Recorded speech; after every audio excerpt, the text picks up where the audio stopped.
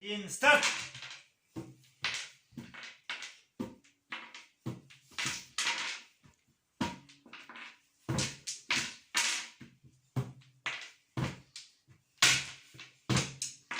Doğru bura. Akışta girmezsin işte. Daha oturuyor yaktan herhalde.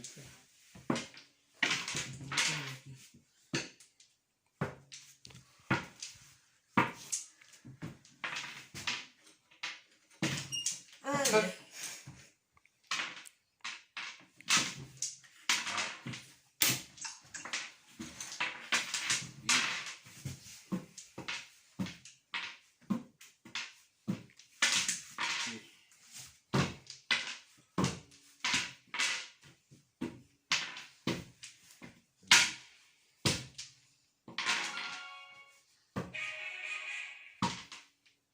Bir miydi baba?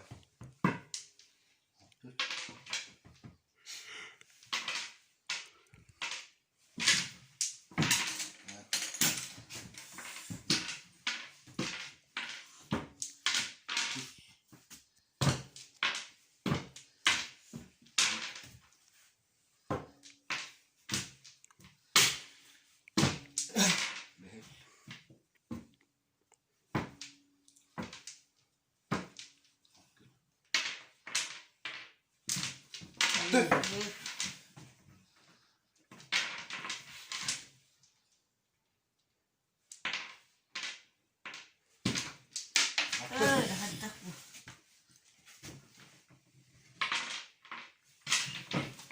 Atlar.